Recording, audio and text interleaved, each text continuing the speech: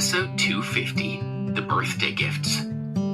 Lincoln looked at Tristan and told him, "What would please me the most is for you to finally get married." He looked around at his other sons and daughters. Only Tristan had not married and produced grandchildren for him. "Oh," Tristan said in a low voice. "Remember that it was you who separated me from my one true love. Now you're urging me to get married again." "What are you talking about? We are the Ambrose family. Do you really think I could let a woman like that join our family?" Lincoln yelled. He was furious. His body was shaking and his face was contorted with rage. When he stopped speaking, the hall was quiet enough to hear a pin drop. Tristan wasn't concerned. He had been on the receiving end of Lincoln's fury many times before. "Just get out of my sight," Lincoln sighed. Today was his birthday party, and it was supposed to be a happy day. He didn't want to get angry. Tristan walked away and quietly sat back in his seat. Nellie whispered to Justin, "Who is he? Why does he seem to resent your grandfather?" "He's one of my uncles, and my grandfather wants him to get married, but he's refusing," Justin whispered back. He didn't elaborate. Nathan approached Lincoln with his birthday gift of a jade sculpture of the longevity star. He explained that the base was made of high-quality agar wood. The longevity star was sculpted from the best white jade, golden silk jade, and jadeite. It had taken an older, expert craftsman 2 years to create. Although Nathan didn't mention the value, everyone was astute enough to know that it was worth at least $5 million. The Ambrose family had always specially sought out such rare treasures, and it was the perfect gift for Lincoln's birthday. He was extremely happy. His face softened and he looked very satisfied with his gift. "Nathan, you're such a good grandson," he said. When Nathan had finished the poverty training and had returned to his family, Lincoln met with him 3 times. He felt that Nathan had matured. He had tested him by letting him handle several business dealings with a total value of over $1 billion, and he had been impressed with how Nathan had handled them. Nathan looked at Lincoln and said sincerely, "Well, grandfather, I have not been here to celebrate your birthday for 7 years. I feel bad about this, and I promise that in the future, I will make up for the birthday gifts that I've missed." Lincoln was moved by Nathan's words. He said, "Good boy.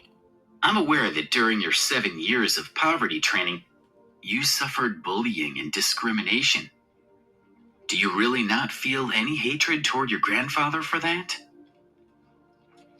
Using his family's intelligence agencies, Lincoln had maintained a good understanding of what Nathan and Alex had each gone through during their poverty training. He knew that Nathan had been bullied and despised by countless people. From junior high school to university, he had been a poor loser in the eyes of all his peers. The pampered young men who he had been surrounded by had found him despicable. "No," Nathan answered. He shook his head and said with a smile, "Grandfather, you're wrong. How could I hate you? On the contrary, I'm very grateful for that experience. It gave me an understanding of the hardships suffered by menial workers. Our wealth comes from their toil. Because of this, I will always respect them. This is what you hoped I would learn from the training, isn't it?" "Yes, it seems that you really understood the lessons from the training," Lincoln nodded, with his eyes full of pride and joy. Nathan's words had touched his heart. Grandfather, Alex is also back. You must have missed him very much, Nathan said. He looked at Alex's table and said, Alex, come and present a gift to your grandfather. Lincoln looked over to Alex. 3 days ago, Nathan had told him that Alex was willing to give up Leona, and as a result, he had lifted the restrictions from him.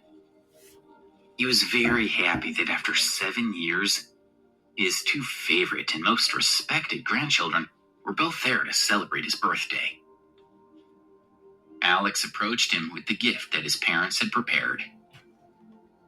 Lincoln smiled as he watched him approach.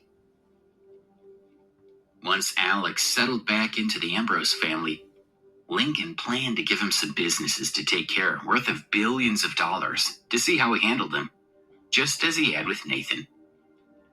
He had every confidence in Alex, because he believed that he had always shown himself to be an intelligent and responsible young man. Alex and Nathan were his hopes for the future of the Ambrose family.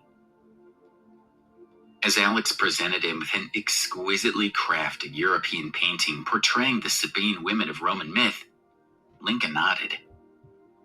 He really didn't care what Alex gave him.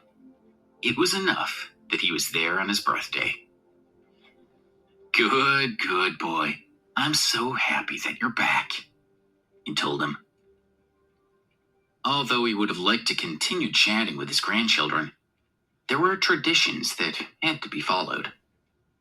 So he looked at Alex and Nathan, raised his hand, and told them they should return to their seats. Nathan suddenly stopped Alex and said, Alex, hang on a minute. Alex's heart tightened. He looked at Gideon and Flora, who were sitting nearby with anxious expressions. They all realized what Nathan was going to say next. Nathan, is there something else? Lincoln realized that something was wrong. Yes, grandfather, he replied. He looked at Lincoln, lowered his head respectfully, and in a serious voice said, 3 days ago in D.C., I found something out about Alex that I feel I need to report to you. What's the matter? Asked Lincoln. He looked very serious when he realized that this wasn't something trivial. He glanced at Alex, hoping that he had not done anything to show disrespect to their family traditions. I found out that Alex had donated €1.5 million to the Richmond University New Year's party, and that the money had been given to him in secret by his mother. Nathan exclaimed. Anyone in the hall fell into shocked silence. Although it was a small sum of money, the fact remained that he had used this money during his time away, when contact or funding had been forbidden. If his mother really had given him the money, then their rules had been violated. According to the Ambrose family traditions, any acts of defiance were punished severely.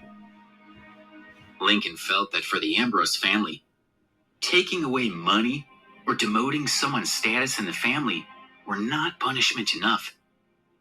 He believed that physical pain was the most suitable punishment. His face darkened, and he asked in a deep voice, Is there any evidence? Usually, when a family member made a mistake, Lincoln would not ask for evidence. Instead, he would question the accused party directly, confident that they would tell the truth. No one in the Ambrose family dared to lie to Lincoln. Now, however, he did not ask Alex directly. He wanted to give himself some time to think. Nathan was unsettled. He noticed that his grandfather's approach to the issue this time was unusual. This was the clearest evidence he had ever seen that his grandfather preferred Alex. Yes, I have evidence, he answered. He turned and looked at Colin, who was sitting nearby. Colin stood up nervously and walked up to Lincoln. Nathan said, Colin, please tell my grandfather honestly everything you know. Yes, Colin replied timidly. He felt inconsequential in front of the Ambrose family, so he lowered his head, and with as much respect in his tone as he could muster, he said, I am also a student at Richmond University. I'm here to tell you that Alex definitely donated €1.5 million to the New Year's party over a month ago. I was there and took a photo that I can show you. Colin opened his cell phone and found the photo of the party. The photo showed the president thanking Alex for the money, and a big screen behind them described what was happening. Colin showed it to Lincoln. He told everyone that a middle-aged lady took pity on him when he was making pancakes and gave him the money, Colin added. Lincoln stared at the photo on the screen. Then he slowly lifted his eyes and glared at Flora. Flora jolted and knocked over a cup that was on the table in front of her. The cup rolled to the ground and smashed into pieces. She stood up quickly and walked over to Lincoln, kneeled on the ground in front of him, and said in a trembling voice, Lincoln, I admit I made a mistake. I gave Alex the money. Please punish me. Gideon also walked over to Lincoln, kneeled down beside Flora and said, Dad, it was actually my idea. I didn't want my son to suffer any longer, so I asked her to give him the money so that he would have the opportunity to return home. I take full responsibility. Flora was surprised by Gideon's words. She was touched that her husband had chosen to take the blame for her actions. For a moment, she felt proud to be married to such an honorable man, but she knew that she couldn't let her husband take responsibility. It would ruin his future. No, Flora started to explain to Lincoln that she had acted on her own and that it had nothing to do with her husband. But Gideon pulled her back and gave her a look to be quiet. Flora was moved, and tears welled up in her eyes. When Lincoln understood what was going on between his son and daughter-in-law, he was unsure what to do next. He looked back at Alex, who felt terrible, and also kneeled down with his parents. He felt that it had been his mistake, so he should be the one to be punished. Lincoln knew that all the families were watching him. He felt he had to give a fair and strict judgment. Otherwise, everyone would lose their respect for him and for the family traditions. Lincoln looked at the family kneeling in front of him and called out, Dexter, come here. Tell me, how should I punish this kind of behavior? A middle-aged man quickly walked over. It was Dexter Ambrose, Lincoln's main advisor and an expert in Ambrose family traditions. He was not a direct descendant of the Ambrose family, but he was an honorary member.